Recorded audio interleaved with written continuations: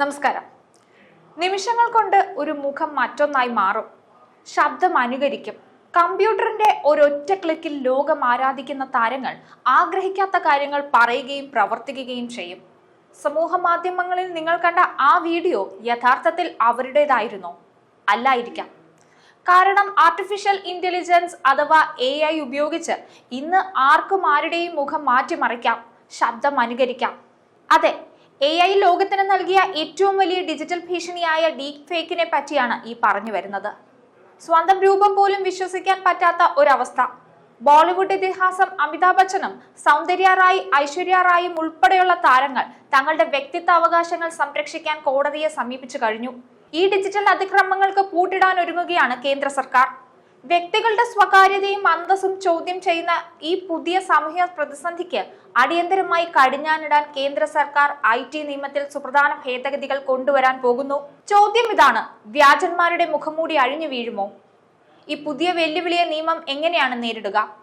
സെലിബ്രിറ്റികളുടെയും വ്യക്തികളുടെയും ഡിജിറ്റൽ പ്രതിച്ഛായ സംരക്ഷിക്കപ്പെടുമോ? നിർമ്മിത ബുദ്ധി അഥവാ ആർട്ടിഫിഷ്യൽ ഇന്റലിജൻസ് എന്ന സാങ്കേതിക വിദ്യയുടെ ദുരുപയോഗം സൃഷ്ടിക്കുന്ന ഡീപ് ഫേക്ക് ഭീഷണിക്കെതിരെ ശക്തമായ നിയമനിർമ്മാണം വരികയാണ്. കേന്ദ്ര ഇലക്ട്രോണിക്സ് IT മന്ത്രാലയം അതിനുള്ള നടപടികൾ ആരംഭിച്ചു കഴിഞ്ഞു.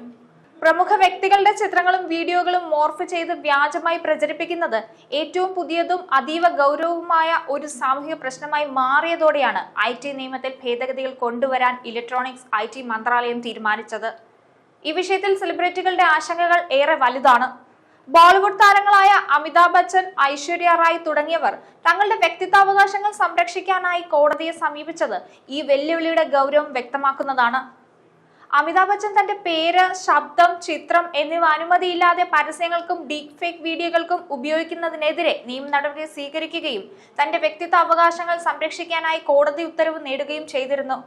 അതുപോലെ ഐശ്വര്യ റായ് ബച്ചനും ഭർത്താവ് അഭിഷേക് ബച്ചനും ചേർന്ന് യൂട്യൂബിനും ഗൂഗിളിനുമെതിരെ ഡീപ് ഫേക്ക് വീഡിയോകളുടെ പേരിൽ കേസ് ഫയൽ ചെയ്യുകയും 4 കോടി രൂപ നഷ്ടപരിഹാരം ആവശ്യപ്പെടുകയും ചെയ്തു.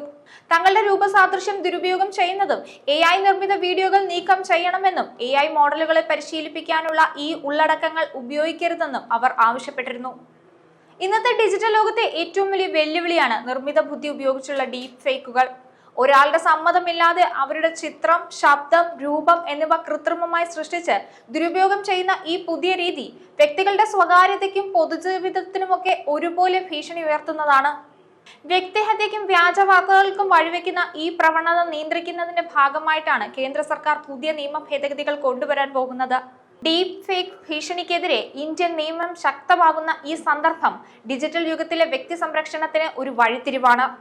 കേന്ദ്ര സർക്കാരിന്റെ പുതിയ IT നിയമ ഭേദഗതികൾ കൃത്രിമ ഉള്ളടക്കങ്ങൾക്ക് ലേബൽ നിർബന്ധമാക്കുകയും പ്ലാറ്റ്ഫോമുകളുടെ ഉത്തരവാദിത്തം വർദ്ധിപ്പിക്കുകയും ചെയ്യുന്നതിലൂടെ ഡീപ് ഫേക്കുകളുടെ വ്യാപനം തടയിടുമെന്ന് പ്രതീക്ഷിക്കാം. എങ്കിലും സാങ്കേതിക വിദ്യ അതിവേഗം വളരുമ്പോൾ നിയമപരമായ പ്രതിരോധവും അതിനോടൊപ്പം വേഗത്തിലാകേണ്ടതുണ്ട്. ഓരോ ഉപയോക്താവും വ്യാജവും യാഥാർത്ഥ്യവും തിരിച്ചറിയാനുള്ള ഡിജിറ്റൽ സാക്ഷരത നേടേണ്ടത് ഈ പോരാട്ടത്തിന് നിർണായകമാണ്. ഡീപ് ഫേക്കുകൾക്കെതിരായ ഈ കൂട്ടായ ശ്രമം സുരക്ഷിതമായ ഒരു ഓൺലൈൻ ഇടം സൃഷ്ടിക്കാൻ സഹായിക്കുമെന്ന് നമുക്ക് പ്രതീക്ഷിക്കാം.